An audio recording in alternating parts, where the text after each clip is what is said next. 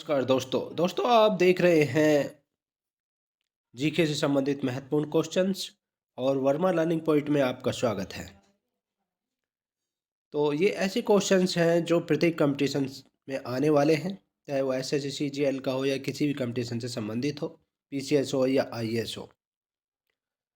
तो चलिए बगैर देरी के हुए शुरू करते हैं। क्वेश्चन नंबर 1, तनाख किस धर्म या संप्रदाय का एक पवित्र ग्रंथ है? तनाख किस धर्म या संप्रदाय का एक पवित्र ग्रंथ है? ऑप्शन ए यहूदी धर्म, ऑप्शन बी बौद्ध धर्म, ऑप्शन जी सी कन्फ्यूजन धर्म, ऑप्शन डी ताओ धर्म। तो इसका जो करेक्ट आंसर है वो है ए यहूदी धर्म, यानी यहूदी धर्म का पवित्र ग्रंथ है। और डिटेल जान लेते हैं इसके बारे में। यहूदी धर्म इजराइल और हिब्रू भाषियों का राजधर्म है यहूदी धर्म, और इसका पवित्र ग्रंथ तनाख बाइबिल का प्राचीन भाग माना जाता है। तनाख बाइबिल का प्राचीन भाग इसका पवित्र ग्रंथ माना जाता है यहूदी धर्म का। और इस धर्म में एकेश्वरवाद और ईश्वर के दूत यानी पैगंबर की मान्यता प्रधान है। इस धर्म में एकेश्वरवाद और ईश्वर के दूत यानी पैगंबर की मान्यता प्रधान है। नेक्स्ट क्वेश्चन देखिए, जिकिर नामक भक्ति लोकगीत किस भारतीय राज्य से संबंधित है? क्वेश्चन दोबारा से सुनिए, जिकिर नामक भक्ति लोकगीत किस भारतीय राज्य से संबंधित है? Option A Uttar Pradesh, option B Odisha, option C Assam, option D Paschim Bangal. तो इसका जो करेक्ट आंसर है option C Assam. Option C Assam जो है ये जिकिर नामक भक्ति लोकगीत असम राज्य से संबंधित है। क्वेश्चन नंबर 3 देखिए, भीमबेटका एक विश्व धरोहर स्थल है। पहली बात तो एक विश्व धरोहर स्थल है भीमबेटका, किसके लिए जानी जाती है? अब क्वेश्चन ये पूछा जा रहा है किसके लिए जानी जाती है। ऑप्शन ए अशोक स्तंभ, ऑप्शन बी प्रागैतिहासिक शैलाश्रय, ऑप्शन सी एकाश्मक मंदिर, ऑप्शन डी बौद्ध स्तूप। तो इसका जो करेक्ट आंसर है वो है प्रागैतिहासिक शैलाश्रय के लिए जानी जाती है। बी पार्ट करेक्ट आंसर है, प्रागैतिहासिक शैलाश्रय के लिए ये जानी जाती है भीमबेटका। और डिटेल जान लेते हैं इसके बारे में। देखिए भीमबेटका जो है, पहली बात तो ये मध्य प्रदेश राज्य में है। ये एक क्वेश्चन यहाँ से ये निकलता है कि भीमबेटका, ये भी पूछ लिया जाता है कि भीमबेटका किस राज्य में है, तो मध्य प्रदेश में है ये।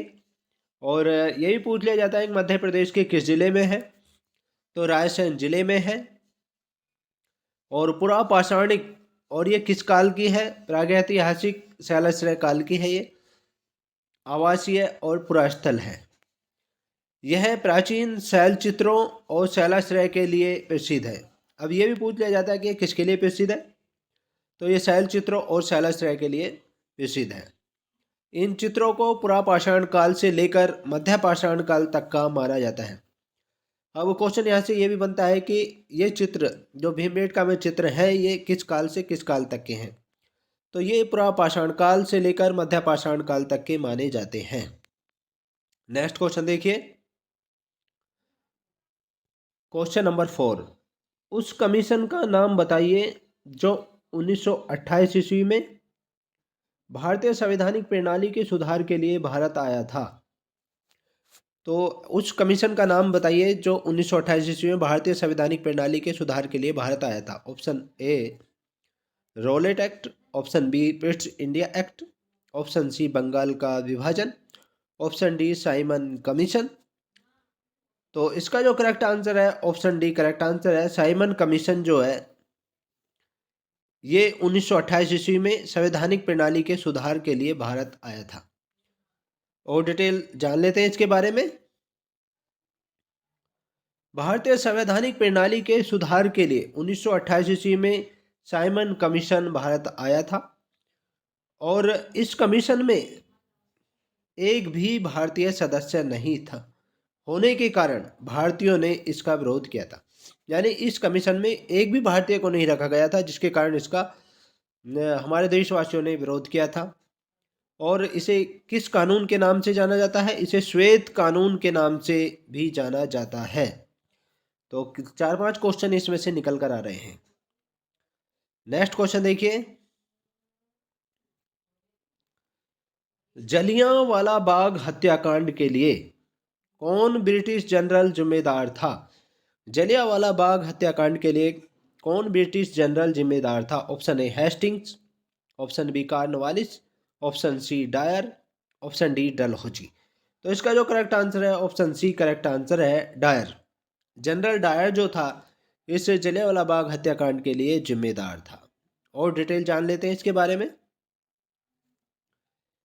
जलियांवाला बाग हत्याकांड, पहली बात तो ये 13 अप्रैल 1919 को हुआ था ये कांड। और ब्रिटिश जनरल थे उस समय जनरल डायर,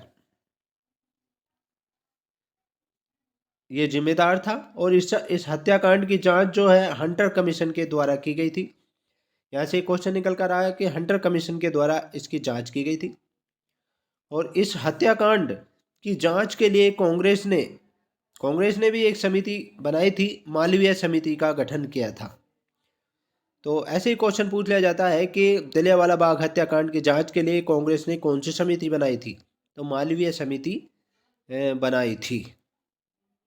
नेक्स्ट क्वेश्चन देखिए, निम्नलिखित में से अजंता गुफाओं के संबंध में क्या सही नहीं है?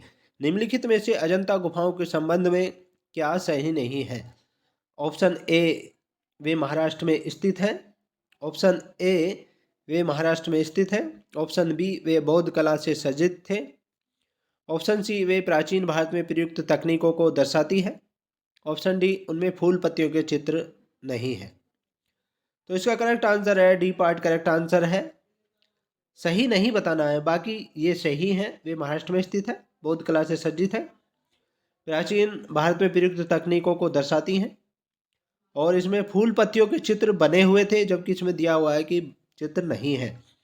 तो यही सही नहीं है, इसका आंसर यही है डी पार्ट, कि उनमें फूल पत्तियों के चित्र नहीं है। और डिटेल जान लेते हैं इसके बारे में। अजंता चित्रकला का वास्तविक प्रतिनिधित्व अजंता गुफाओं में बने चित्र करते हैं। यह महाराष्ट्र राज्य में है और औरंगाबाद में स्थित है, औरंगाबाद जिले में स्थित है। और इस शैली का विकास शुंग, सातवाहन, कुषाण, गुप्त, वाकाटक एवं चालुक्य राजाओं के काल में हुआ। तो ये भी पूछ लिया जाता है कि अजंता चित्रकला शैली का विकास किन राजाओं के काल में हुआ? शुंग, सातवाहन, कुषाण, गुप्त, वाकाटक एवं चालुक्य राजाओं के काल में हुआ। इसकी चित्रकारी बौद्ध कला से सज्जित है, बौद्ध कला से इसकी चित्रकारी सज्जित है। ये क्वेश्चन भी बनकर आ रहा है। वह प्राचीन भारत में प्रयुक्त तकनीकों को दर्शाती है। इसके अतिरिक्त हरियाली, फूल पत्ती का उत्तम चित्रण भी इसमें किया गया है। नेक्स्ट क्वेश्चन देखिए, निम्नलिखित में से भारत के किस राज्य में कामाख्या मंदिर स्थित है? तो भारत के किस राज्य में कामाख्या मंदिर स्थित है? ऑप्शन ए मेघालय में, बी मणिपुर में, सी नालंदा में, डी असम में। तो इसका करेक्ट आंसर है असम में स्थित है। डी पार्ट करेक्ट आंसर है, असम में स्थित है कामाख्या मंदिर। कामाख्या मंदिर गुवाहाटी असम की राजधानी है।